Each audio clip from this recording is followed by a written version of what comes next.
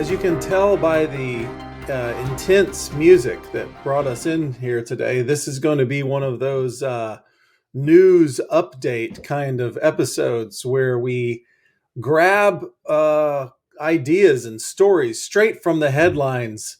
And Mark gives us some genius analysis and then leads us to educational wisdom. Right, Mark? Is that what we're doing? There might be some genius analysis. I don't know. It might just be two guys pretty early in the morning, not during their usual recording time, trying to make sense of this crazy world. Hey, did we match today? We're both wearing kind of a baby blue Oh, I quarter see. zip.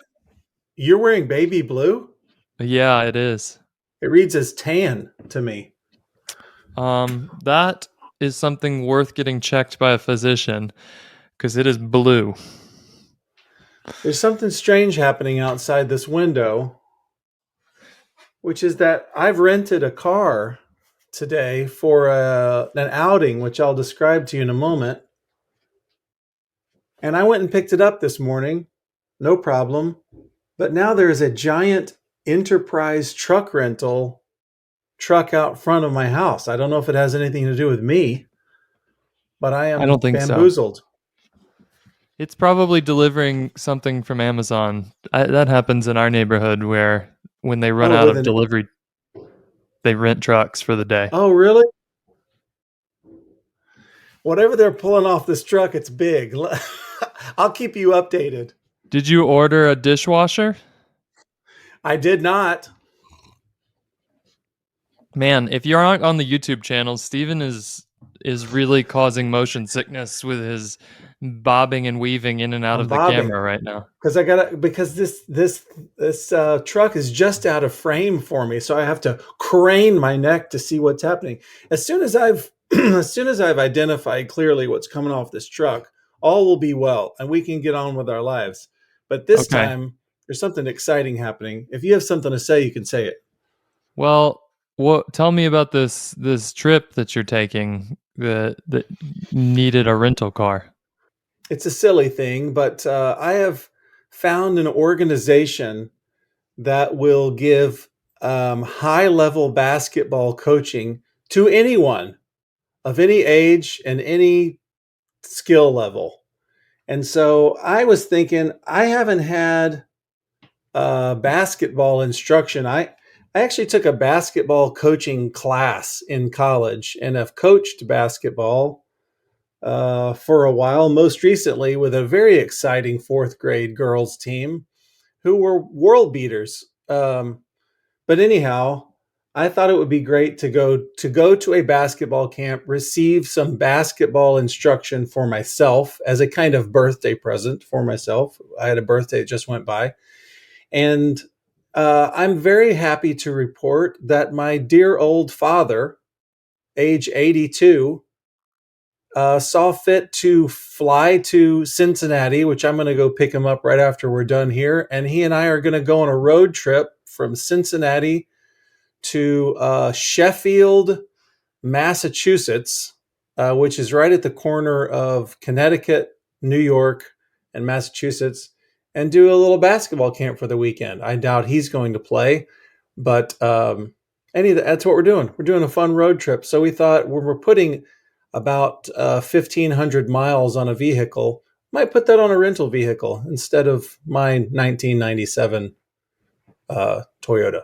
Yeah. So, couple things that this brings up to me. Go on.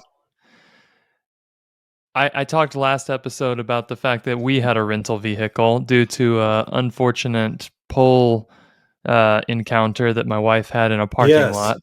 Yes. We're going to talk today a little bit about inflation, and I will say, driving in an economy car, it was like a tiny SUV, and I normally drive a large truck. Yeah. And I spent 11 gallons of gas for a week. I went out to the lake house and back. That's pretty cool. It was remarkable, and it made me go, do I need some sort of like little Toyota Yaris that I can pick up for $3,000 sitting in the driveway? Maybe. You understand the value of the auxiliary vehicle. It's a wonderful luxury, not a necessity, but if you can, as Ferris Bueller said, if you have the means, I highly recommend it. Well, let's get into it. What's in the news that tickled your interest that we might start out? And we recorded an episode a few weeks ago. If you haven't heard it, it would be a good add-on to this. It'd be a good maybe even an appetizer to the entree we're about to serve up. So you could pause and go listen to that. And it was about how to read headlines. And we're Yes. not going to kind of rehash all of that for you today, No. but we are going to go through some headlines and try to bring you the news, if you will, of what's actually happening in the world of high finance, which is, to be honest, that's the world that Stephen and I kind of operate in, is the world of high finance.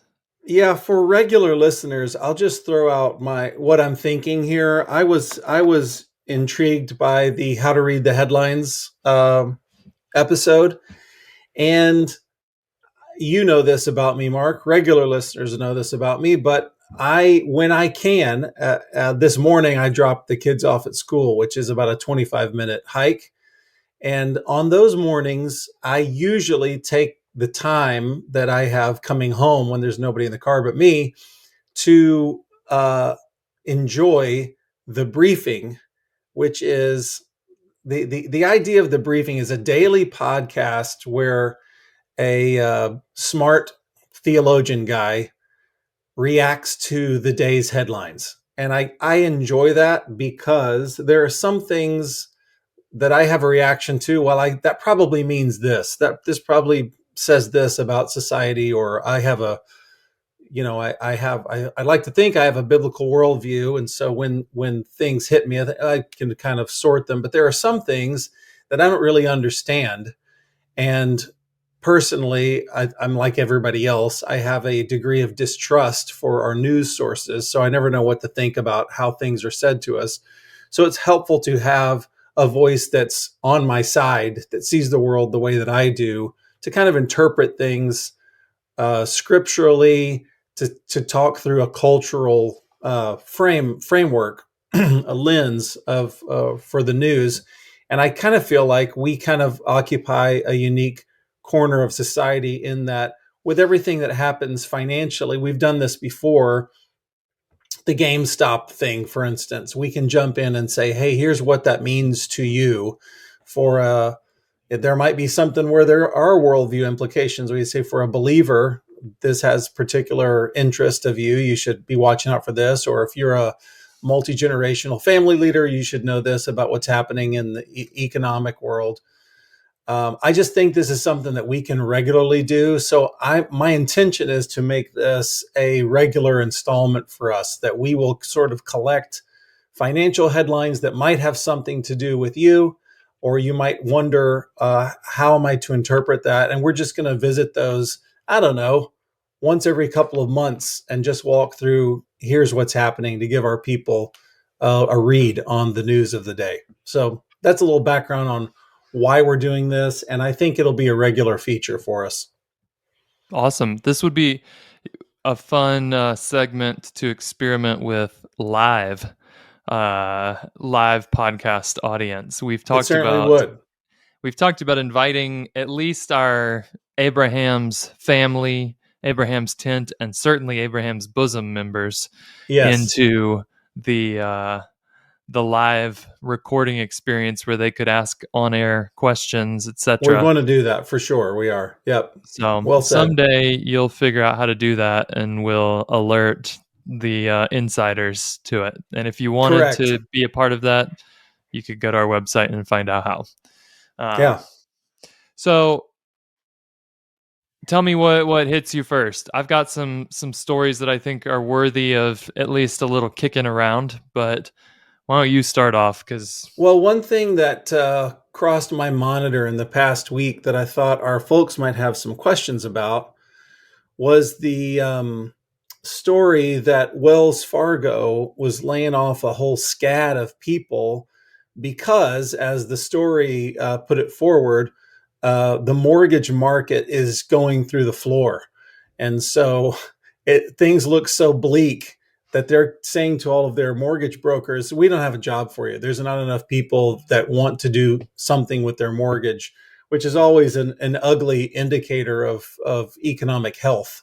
So I wanted to see if you could give us a deeper dive or an insight on that story and what are the implications for a regular person. Yeah. So right now, Wells Fargo has 18,000 mortgages in their origination pipeline, give or take, which sounds like a lot, but that is down 90% Wow. from last year at this time. So that's a huge drop when you think about it. And the thing that this story I mean, we can talk about the logistics. Basically, what's happened is there was a huge housing price run up at a time when people were kind of saying, I think a lot of things conspired. You could generally work wherever you wanted to. So no longer were you necessarily locationally tied to a city to do a lot of jobs, not all of them. Uh, Interest rates were crazy low. I mean, 2.5% 30-year mortgages happened. And that is, I mean, it hasn't happened ever before. So the cost to borrow now for the exact same price house is oftentimes double is what you will pay on a monthly basis on a mortgage for the same price house that you could have bought a year or so ago, and had a payment half that size. Most people, when they're buying homes, if we're honest, they're not shopping for a price, they're shopping for a monthly payment. A True. lot of people, they just think 30 years is so long. This is just like, yeah, I'll get equity over time, but really this is kind of like a rent payment. I'm just going to have to figure out what can I afford on a monthly basis. That's Right. how I hear people, honestly, whether they're just scraping by or really wealthy. Most people still think in terms of a payment, not in terms of a price. Yep. Um, so those things all happened at the same time. Prices went through the roof. And now we'll talk. I think every story that I wrote down has to do with this, but interest rates have gone much higher. And that has meant that people no longer can afford to just keep cranking up prices unless they happen to have cash. And as the housing market cools across our whole country, it's even less easy to just sell your house in California for $2 million and move to Idaho and buy a house for $500,000, because all the markets are starting to cool. So there's, even if you don't need a mortgage and that interest rate thing doesn't bug you as much, it's still a little harder to unload properties in markets that have been very high value in the past. Um, What are interest rates right now? What's a mortgage go for today, I'm November seeing 3rd? lots of people getting rates in the sevens right now. So pretty expensive. My first mortgage that I ever had was in the sevens. So this Sure. isn't to say it's unprecedented. Our parents had mortgages in the early 80s and late 80s that hit 14, 15% interest rates. So Yep. that would be kind of the high water mark for what we've seen in modern mortgage finance.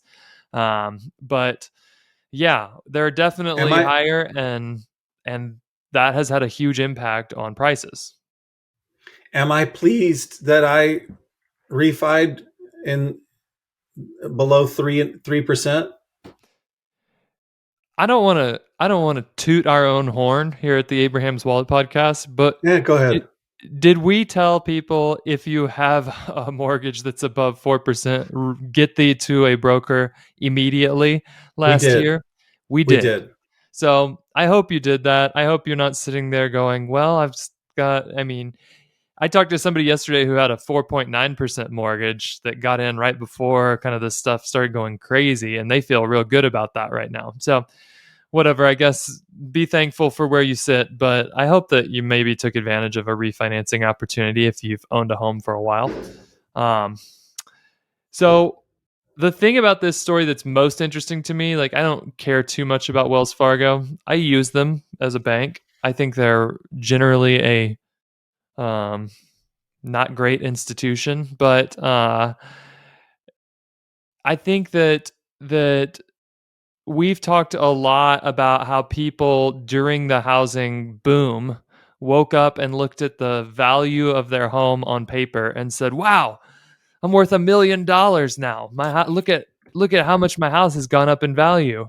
Um, and just like we say, it's important not to worry too much about the valuation of volatile assets when they're down. Like we've talked about that with the stock market. These are things that are going to go up and down in value, and you have not made money when they go up in value, and you have not lost money when they go down in value. It Right. just happens to be what they're selling for today. It's also important not to bank too much on these assets' values when they happen to run up really fast. So we don't want you to panic and push the eject button when your stocks or your house or whatever drops in value. And we also don't want you to sort of let off the gas pedal in terms of responsibility and managing your money wisely because you look at Zillow and it says, hey, you're worth X dollars now, and you feel like a fat cat. Um, so we did a whole episode a long time ago. I don't know if you remember on the business cycle. Do you remember that? No.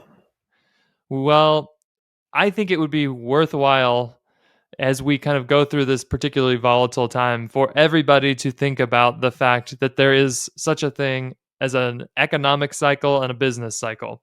And the economy expands and everybody's feeling like the party is on. Um, and then what happens is similar to what we've seen. Prices start going up and inflation becomes an issue, and they try to cool off the economy a little bit, and the economy eventually contracts and people go, wow, this stinks. So if you're in any industry, like these mortgage brokers, I hope realized that they were in an industry that was so So deeply sweet. tied to the economic cycle that it couldn't possibly be what it was in 2020 and 21 forever. But my experience tells me a lot of them are going to be shocked that the party is over. And from this story, I would just say, don't let that be you. If you're in any industry with your work that's affected by interest rates, and that doesn't just mean you're a mortgage broker, it could be you build homes, it could be that you sell vehicles.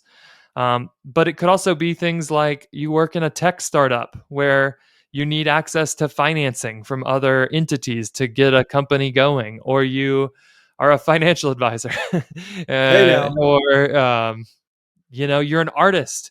Well, you know what? People don't buy art as much when they're not building new houses and furnishing them and things like that. There's all sorts of industries that are, we could probably trace back almost every industry to the business cycle.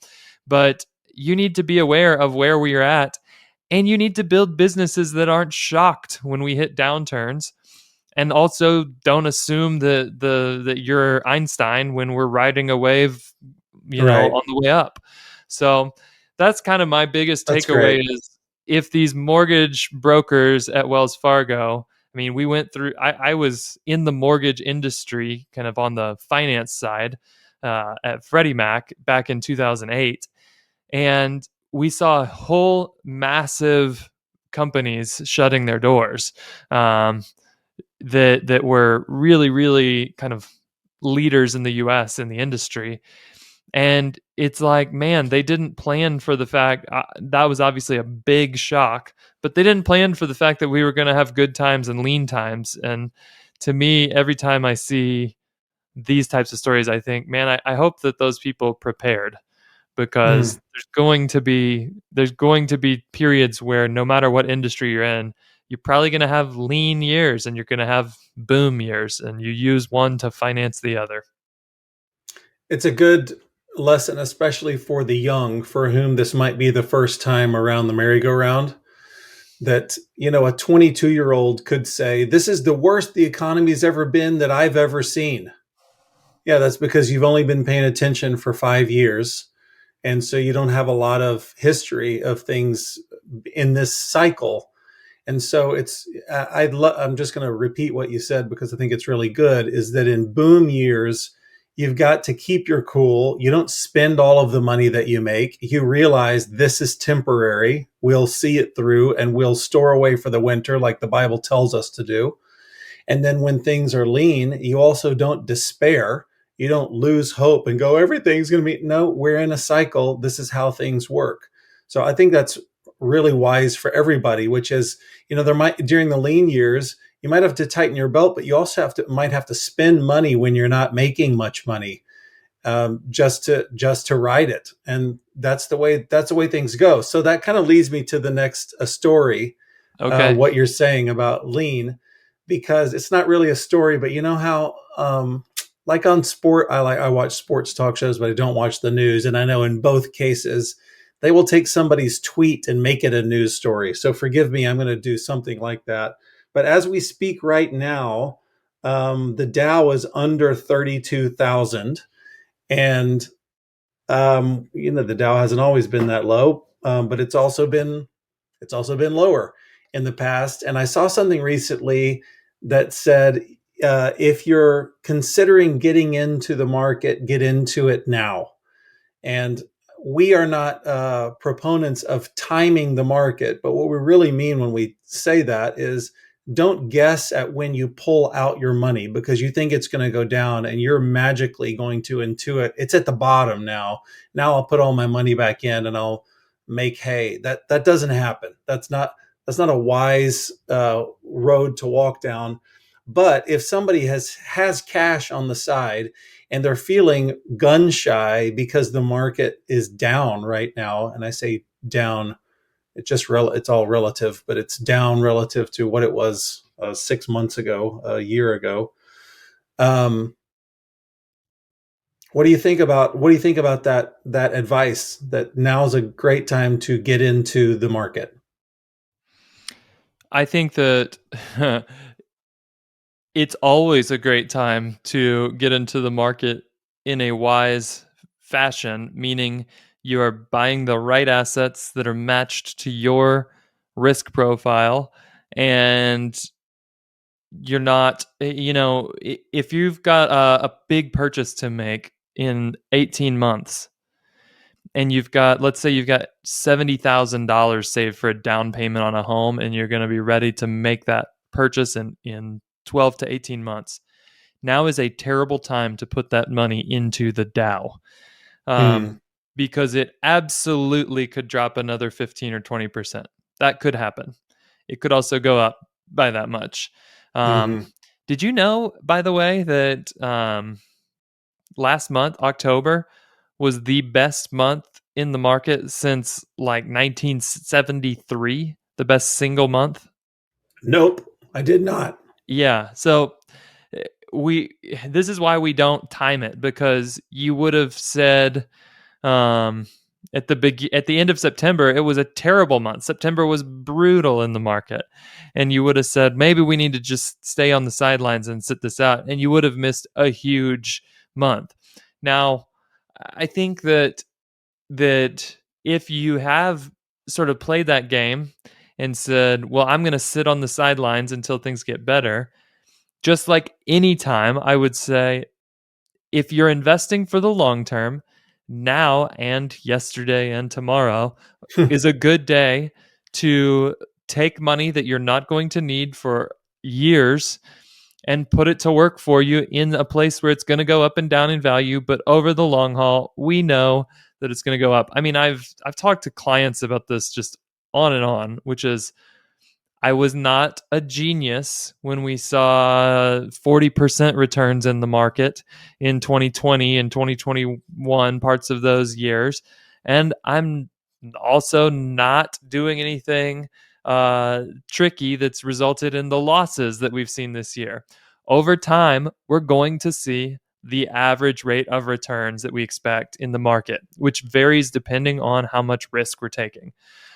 So that's where I think if you're the one who's been sitting out on the side, then yes, it's a great time to jump back in, unless are honest with yourself and go, you know what? Next time it drops 10%, I'm going to pull right back out. Then you need to talk to somebody before you just go sticking money in, because that's how you really wreck yourself, is constantly trying to jump in and jump out. And I promise you, you will not win that game. You won't. So patience and passive investing is the answer for the long run. That's a great answer. The giveaway word in the headline that I threw at you was time. This is a great time to X. And when it comes to investing, we don't pay attention to any of those kinds of signals or whatever. You just want to be faithfully investing. That's a great answer. Okay, let's go. Now let's go to some headlines that you had put aside. Okay, I am interested in the global inflation numbers that came out yesterday. So we've talked a little bit, we've done emergency episodes on inflation and talked about how inflation has been so high in the US. I'm going to give you a little quiz. And All right. you did not prep for this, no Googling allowed. I would not have gotten these answers right. So this, just give me off the cuff. All right. But inflation rate most recently in the US was what annually? Annual inflation rate 5.5%. 8.5 is the answer. Wow. Okay. How about in the UK? What do you think? Well, if it was 8.5 here, I think it was higher in the UK. So I'm going to say 10%.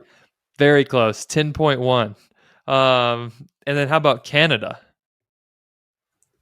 Canada, I would expect to be worse than all of those. 12%. Canada's doing better than us. They're at 7.6. No kidding. Yeah, it's because they just had really wise policies for the past couple of years. Um, um, Yes. how about China? Boy, I don't have a clue. Let's say 5%. China and Japan actually coming in within 0.1% of each other, 2.7 and Wow. 2.6. And last one, how about Turkey? Have you been reading the news about Turkey? You know, um, I have let that one go lax for me. Let's go also with 5%. Turkey came in last month at 79.6%. What? So eggs went from $5 to 9.50. You're kidding. And the interesting thing here to consider is there's a lot of we're real close to elections. Will this episode come out before election day? No. Okay. Darn. Well, you got whoever you voted for. I hope you chose wisely. But a lot of the talk running up to elections has been focused, and I've said this recently on here a few times, focused on just how, well, all of the inflation stuff is just the result of the other side's bad ideas and policies, etc. That's not true. However, there are some things that governments are doing and have done that have measured this. At first, I kind of laughed when I saw that China number, and I thought, yeah, I don't buy it for a second. I don't trust their data, because some Right. of the other data Or we've they're seen come out of reporting. China has been a bunch of malarkey. But Yeah. then I started reading about why, and I said, actually, this could be pretty accurate, especially because Japan has pursued similar policies and gotten the same result. So there's two causes for inflation, and they are hitting the whole globe. One is called demand pull inflation, and that's where increased demand drives higher prices. We know that this happened in the US because the government sent out checks to everybody, and everything immediately got more expensive. Um, this is also caused by expectations. So if you think, I need a TV and I think that it's going to be going up in price for the next 6 months, you're more likely to buy it now than you are to buy it later. And that means lots of people have that idea, and there's more demand for TVs, and it jacks the price up. And a big Um, enterprise truck might be appearing at the front of your house. And you'll think, enterprise? But it's not enterprise. It's your big new TV. Yeah, and you'll yell, "Wife, what have you purchased?" And she'll say, "A chest freezer." Um, no, but this is what when you hear about the Fed, which is another story I think would be worth chatting about a little bit, but when you hear about the Fed raising rates, this is what they're targeting is they're trying to reduce demand by taking money out of people's pockets by raising interest rates. So 30 years ago, this was actually pretty easy for them to do because everybody's interest rates were adjustable. Even the fixed rate mortgage was not the most popular product. People had adjustable rate mortgages, their credit cards were adjustable rates, their auto loans were adjustable rates. So if the Fed raised interest rates, it would trickle through to all these consumer loans. And suddenly the American household had X% less money every month to spend because they were spending more on interest for the products that they had financed. That's a little trickier now because a lot of people have fixed rate loans and their interest rates are not floating. So you just said, oh, I'm so glad I refied my house to a 2% mortgage. Well, it doesn't change your budget when the Fed raises rates. It doesn't change your mortgage payment at all. It's fixed. And so that's why the Fed has been kind of struggling to fix this demand pull cause I of see. inflation. The other side of it They is don't called their rate changes don't have the power they once had. that's You're right. saying. Okay. The other side is called cost push inflation, and this is when mainly you have supply chain disruption. So the obvious example is Russia and Ukraine. There's a huge oil and natural gas supply chain disruption that has caused, especially in Europe, that's where I think the UK number is getting driven more than the US number. So they use mostly Russian natural gas to heat things. And that's a problem when Russia decided to turn off their pipeline. Um, but there's other examples. COVID caused a ton of issues with chips um, and this is where I was kind of looking into, well, why is China doing so well?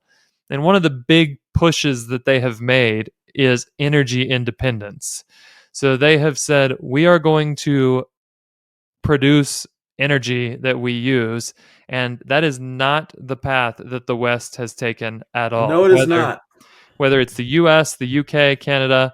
Um, the UK, I'll give them a little bit of a pass because they do not have the same level of natural resources. But the US and Canada, for example, has the capability to produce the energy that they need and has continued to go out on the open market and buy it. And even kind of there's geopolitical reasons that we do this. It's not all just total dumbness, but we have chosen to continue buying oil um, from countries that are jacking the prices up right now, as opposed to just drilling our own. So, not going to get into that on too much detail, other than to say governments. The common wisdom is governments can't do much about this one. It's just when there's supply chains disrupted. And I would say long term and medium term, governments actually do have some control about this piece too.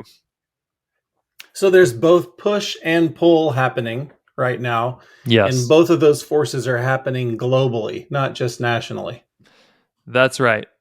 And we do have some inklings of trying to get on track, but it's a long road. I mean, you and I, in your neck of the woods, they're building a Intel chip plant to try to bring chip manufacturing to the U.S. at large scale for the first time, and they're going to build how many 80,000 jobs in a town of 10,000 people right now, Right. Johnstown, Ohio. Right. So there's that's going to take a decade to really ramp up. So these aren't things you can fix quickly generally.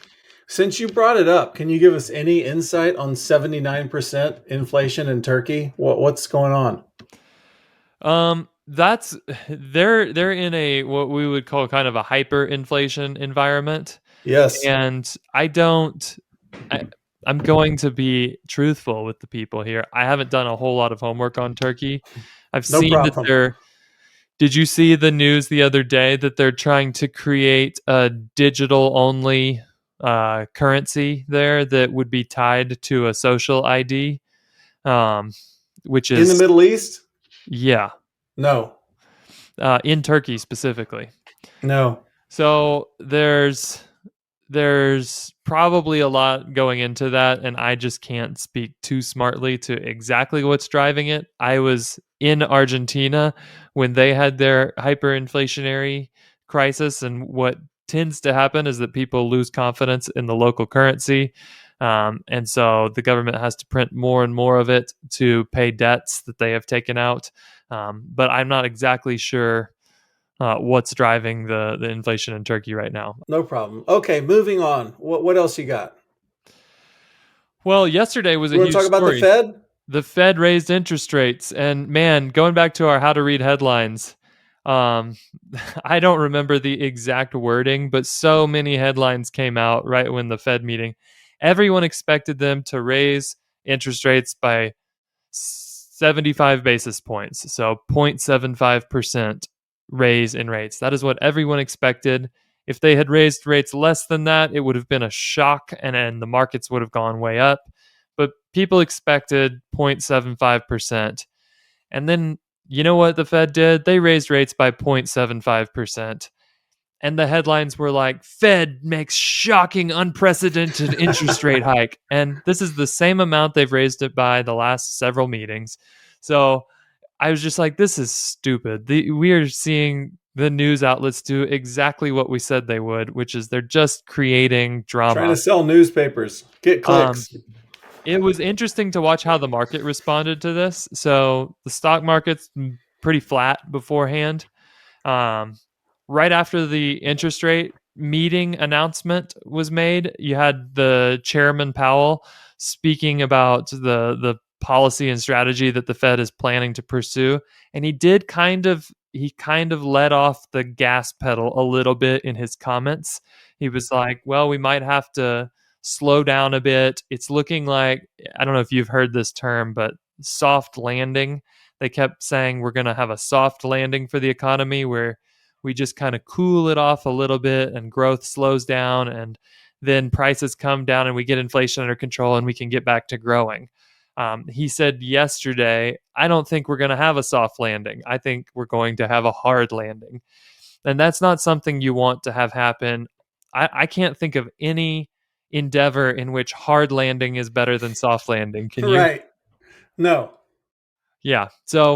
Um, so when he said that, you might think people would go, "Uh-oh, this is terrible." Actually, the markets started going up quite a bit while he was talking about that because they're thinking, "Oh good, he's going to less aggressively raise interest rates. Maybe even he's going to say we've got them to where they need to be and we're going to pause on the rate hikes." Um, so the market for an hour or two after this meeting was up quite a lot. And I thought, this is interesting. And then after about 2 hours, the market took a nosedive and people processed all the comments that were made, one of which was, we don't see this as something that these rate hikes are just temporary. We think they're here to stay for a while. So for you, listener, if you're thinking, well, I'll just wait to buy a house until rates come down next year, um, good chance that that's not going to happen in the very near term. But uh, the point to me is that the Fed was late to the game in fighting inflation.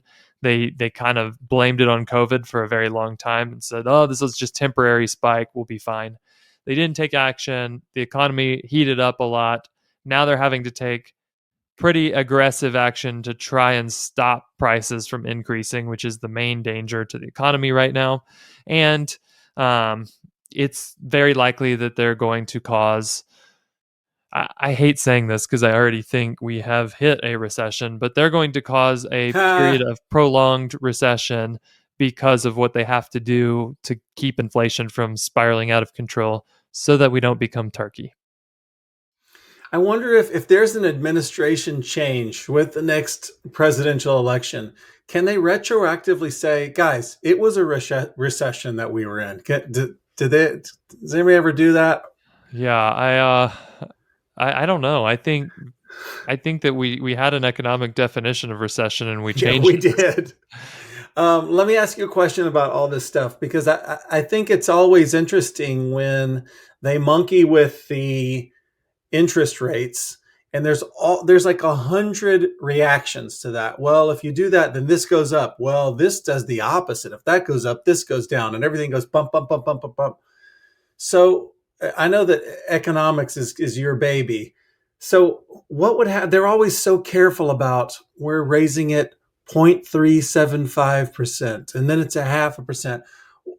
What would happen if they just walked up on stage and go, "We're raising it 3%, everybody"? What would happen? The 3% rate hike, I think it would explode the whole world. What does that mean? What would happen?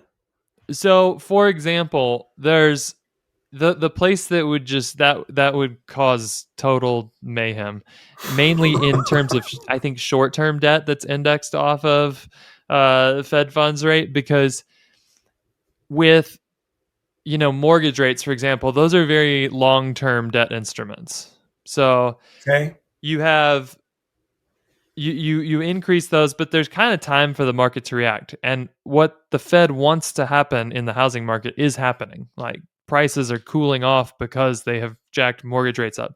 But you've also got short-term loans that power all sorts of things, lines of credit for businesses and stuff. And if those went up through the roof all of a sudden, it could just tank businesses. So we've talked about the Because relationship. businesses wouldn't be able to afford borrowing. Yeah, they might not be able to afford just their working capital to make tomorrow's production happen. Okay. There's even overnight lending facilities that this would impact. So we've talked about the relationship between yields and prices when it comes to bonds and fixed income instruments. When yields go way up, which is what would happen like instantly if you cranked rates up that much, then prices would fall dramatically and put people in hot water who were using debt to finance operations. It could be tricky. And even thinking about organizations like the one I used to work for, Freddie Mac, where they actually have to go raise cash through debt sales every single day in the many millions of dollars zone. Wow. Um, their ability to kind of operate would be extremely challenged if you were to have that sharp of a rate hike that quickly impacted debt markets. So Okay. I don't recommend it. Yeah, yeah. Just curious. There have been people that said, "Hey, it'd be nice if we just took our medicine and we got a 1% rate hike." But even the 0.75% has been pretty high compared to historical norms, where we might get 0.25% hike at a time. All right. What's next? Well, let me give one more just little headline is that iBonds that we've talked about a Oh bunch, yeah, yeah, yeah. they're not they're not for everybody, and actually the rates are starting to come down on iBonds because it's tied to inflation. And even though that inflation number we talked about is high, it's been coming down the past couple months. Um, so iBonds may or may not be the right move for you, but for the first time in a while, there was a floor on new iBonds. So next 6 months going forward, there's going to be a floor on how much those will pay. And if you bought iBonds 6 months ago, the floor was zero. So if inflation went down enough, those bonds could pay 0%. So that's kind of an interesting move. It will be interesting to see um, how people use iBonds in the future because this is the first time since I've been paying attention that they've been a very interesting investment. Right. And like I always say, I hope they're not an interesting investment in a year. I hope that we get inflation completely under control. But we'll see. Didn't they go to something like 6.8 on November 1st? Yeah. Okay. Okay. Interesting stuff. I'm Oh, really looking forward personally with all this talk of inflation to I think we need to do a January strategy session for how the heck we're gonna try and beat a low dough feb record when eggs and ground Everything's so beef are expensive. triple the price. Yeah. We might have to move to a model where it's a ratio of Inflation adjusted. where we just go, this is how much versus our normal budget, what the ratios are like. And we try to hit 68% or something instead But of a our raw normal number. budget, for the first time, I finally bit the bullet 2 days ago when I was reconciling the budget for October, and I said we have to crank up the grocery budget because we were going over by tons. And I just said, okay, reality pill time. We Yep. have It to just spend costs more. more. Yep. Bummer. Well, what do you think of these Happy Meals they're selling to adults now? I have not heard about this. What? They're now selling Happy Meals to adults. I assume these are the same people that wear pajamas around all day long and wear flip flops, into You the have a bank. real bee in your bonnet about the adults who wear pajamas. When I went to a coffee shop in downtown Cincinnati with you pretty recently, you would point out and more loudly than I was comfortable with express your dismay at the fact that grown adults were wearing. What bothered you more, the pajamas, just the slobbery, or when like a 26-year-old young man came in wearing like a jumper, overalls, fuzzy overall jumper number. Fuzzy overall I jumper. remember one guy, he What? had a real nice mustache and he had taken the time, so it wasn't exactly total lack of care for his appearance, but what he was presenting kind of looked like A onesie? part of a Mario or Luigi Oh costume. gosh. Uh and it was furry. I don't have much of a comment. We also see this on air travel. You used to wear a jacket for air travel because you're in public, you're spending a piece of money to do this, and it was seen as an event. And we've just degenerated as a society, and we're not coming back. I mean, you see lingerie, depending on where you go, in certainly around Halloween time. You go downtown at Halloween, you will see lingerie out in public. It's it's lamentable to me, the state of public discourse, the way that we present ourselves in public. Professionalism seems to have gone out the window. Whenever I see someone wearing a suit, just walking on the sidewalk wearing a suit, I want to pull over and shake their hand and say, it's a nice try. You're not getting anywhere, but we appreciate your effort. Yeah, I was talking to my kids about this because they saw somebody in a suit and asked me if I had ever What's wrong with this guy, Daddy? regularly worn a suit. And my first job out of college, it was not a suit that was, you could not go to just the Men's Warehouse and buy a suit. What was required of you was a three-piece suit: Wow. vest, jacket, pant. Cool. Um, and I wasn't. I mean, that was cool, right? But I didn't. Yeah. I had to get to work on my only transportation, which was a Ducati that had a tiny little compartment under it. So I would keep my suits all in my office. This was also part of the genius of working at the International Monetary Fund. As Oh, a how funny. 22-year-old, had a giant office with a sofa and a table and a Oh, how desk. funny. But I would keep my suits in there, and I would change in the very corner of the office because it was a glass window where there was kind of a chance that nobody would see me in my undies as they walked by if I was changing. And I did not appreciate it at the time, but I agree. Nowadays, I I don't know if you've noticed this, Steven. I wear a blazer when I travel on an airplane. I Um, love it. and I think there's a combo deal there with it just kind of makes you feel like, I think this came on when I got my access via a Wise credit card choice to the I was Delta about to say, Lounge. I think I know what your second part is. But B, if they're looking and scanning, who are we upgrading amongst the people out here. I still think there's a good That's it. chance that me in my leather soled shoes and blazer has a better chance than my friend here It's who's totally wearing true. sweats and Jordans. It's totally true. I'll never forget the time that me and Sam Douglas were in the Philippines, and I tried to make nice with the gate agent.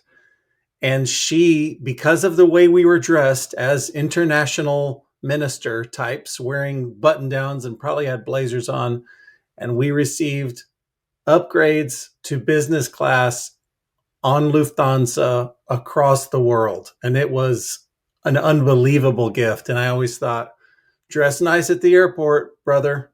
Did you have the collar of ministry on? I've never worn that collar. No, that's not my that's not my tradition. All right. Well, I don't know. Abe's Wallet listeners, next time you go to the airport, take some time. Dress yourself up. Maybe throw us a picture in the volley channel if you're a volleyer. There you go. We might have wandered off of financial news, but still helpful tips nonetheless. Yeah. So thanks for your time today, Mark. Yeah, no problem. I like it when we wander off a little bit. The people, they had the option to turn it off as soon as we veered. Sure. They could feel that we were getting off track. All right. Well, enjoy your basketball camping. Oh, yeah. I hope they straighten you out and Yes, correct my jumper.